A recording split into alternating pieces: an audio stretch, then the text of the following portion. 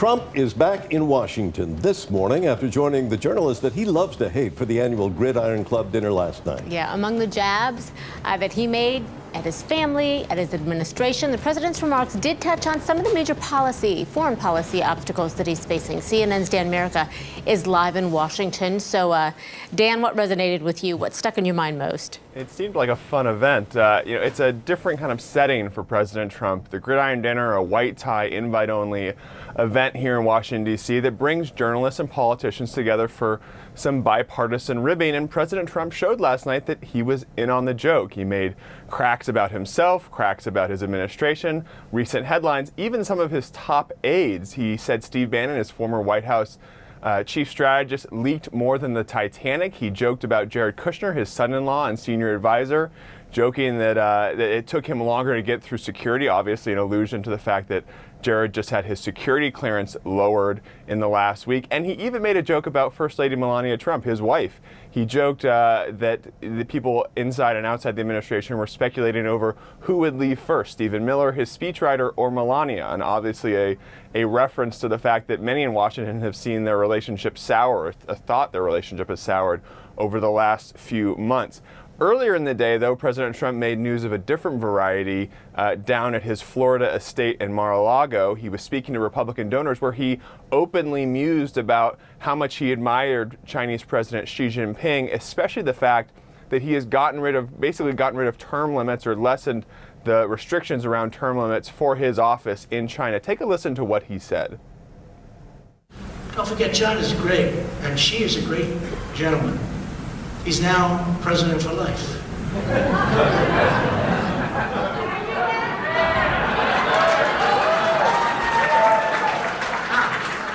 President for life. No, he's great. Hey, look, he was able to do that. I think it's great. Maybe we'll have to give that a shot someday.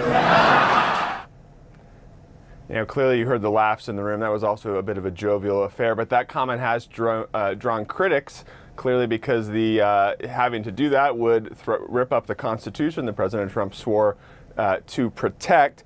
But it all kind of gets at President Trump's admiration for autocrats. He has said in the past how much he admired President Xi, and that is an example of that. He also golfed yesterday. It was his 100th day as president at a golf course that bears his name, a significant milestone for a president who has spent almost 25% of his time now at a golf course, 25% of days he's in office at a golf course that bears his name. Christy Martin.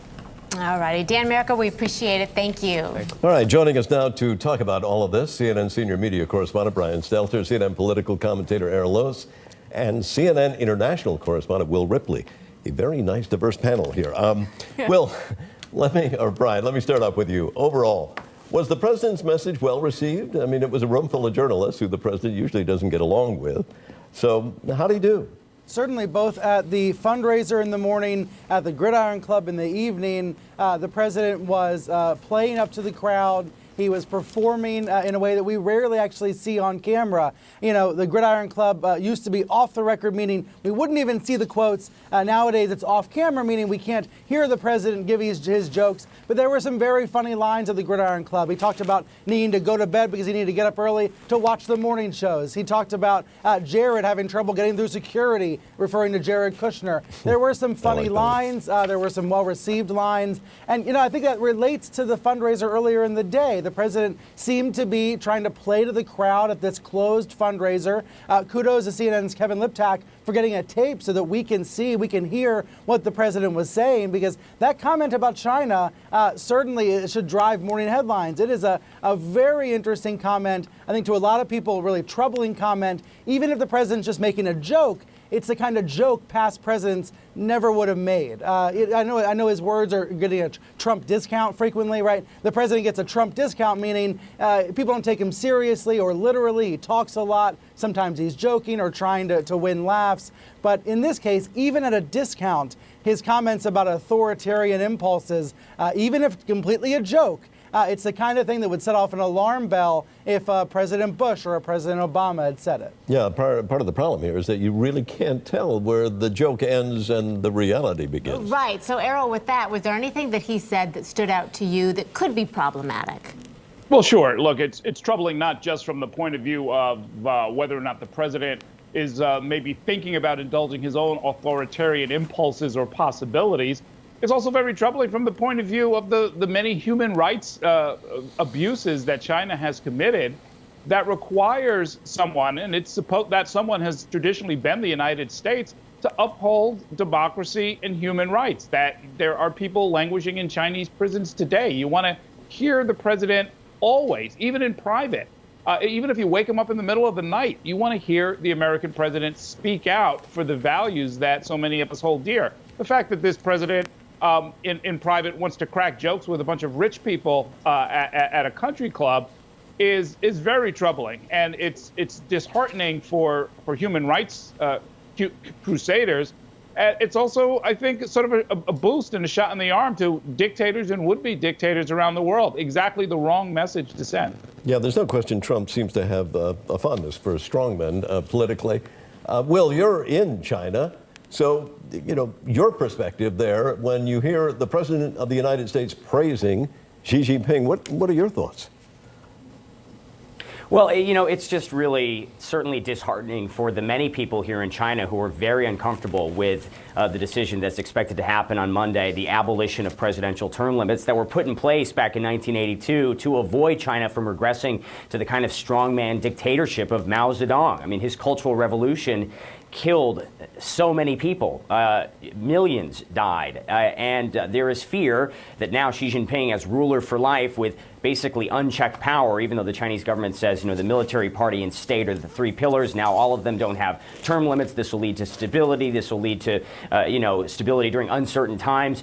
Clearly, Chinese people not always happy about this. I want to show you the censorship that's happening. Earlier, I was giving a report on CNN International about this, and Chinese censors immediately blacked out our signal. And it's not just CNN that they're blacking out. Anyone on social media who uses the term disagree or emperor, referring to Xi Jinping as the next emperor, those terms are now banned from Chinese social media. That's how it works here in an authoritarian, heavy-handed government like China, a government that now has the full endorsement and backing of the President of the United States, the leader of the free world. So any pro-democracy activists who thought they might have the U.S.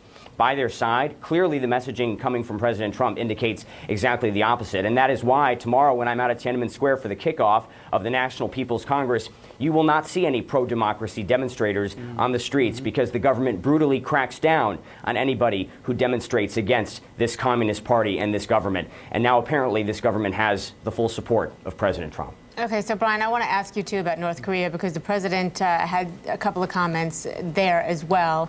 At one point he said, they called me up a couple of days ago and said, we'd like to talk. And I said, so would we, but you have to denuke, you have to denuke. All right, we all know that's not going to happen. We know that it was a joke.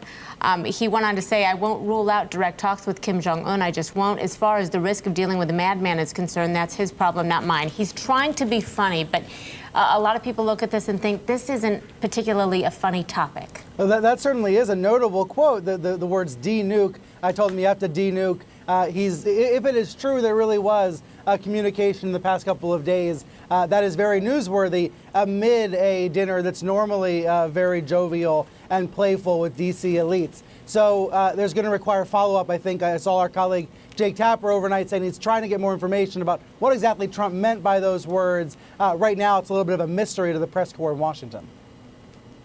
Will, what are your thoughts on, this whole conversation that the president seems to be, I don't know if he's manufacturing or if it really happened? Right. Well, yeah, we don't know if there's a back-channel phone conversation that happened between President Trump and the North Koreans, but it is clear, and the North Koreans made it clear at the closing ceremonies of the Pyeongchang Olympics, that they do want to engage right now with the United States. I was meeting with a source today who described the situation in North Korea as getting increasingly dire as a result of the sanctions that have been pushed largely by the Trump administration. The source said that, when there used to be 100 trucks going back and forth between China and North Korea, now there are 10 trucks, and things are not looking good in the medium and long range for North Korea's economy if these sanctions continue. And you couple that with the language from President Trump himself just last week, when he said that if diplomacy doesn't work, that he's willing to move to this phase 2, which a lot of people interpret as a military strike, that one GOP senator at the Munich Security Conference said would lead to a loss of life potentially of biblical proportions. Obviously, the North Koreans are looking at this very troubling series of events, and they're wanting to engage with the United States to try to figure out what the Trump administration really means. What are they really going to do? Because right now they just don't have any idea. All right, Errol, I want to get one more in here that we heard yesterday. The president said, many people ask me how my time as a reality TV star prepared me for the presidency. The truth is, there's very little overlap between the two. In one job, I had to manage a cutthroat cast of characters desperate for TV time, totally unprepared for their roles and their jobs, and each week afraid of having their butts essentially fired. In the other job, I was the host of a smash television show. Yeah, that one, that made everybody chuckle, yeah? Yeah, that's a good one. You have to you can only shake your head. That's actually a great line. Look, the reality is from the beginning of his public life, even before he made any rumblings about running for political office, Donald Trump would talk about the Trump show. He is a self-created figure. He runs his White House to a certain extent, his political life, certainly his public life as a whole, along the lines of what we've seen in reality television. He was there first. He was there early. He was there unabashedly. And both the good and the bad part of that is, for better or worse, how this White House is operating. Very, very unusual, shall we say. It'll be something we tell our kids about. The time we had a game show host as president of the United States who chose to run his White House as if it was a game show.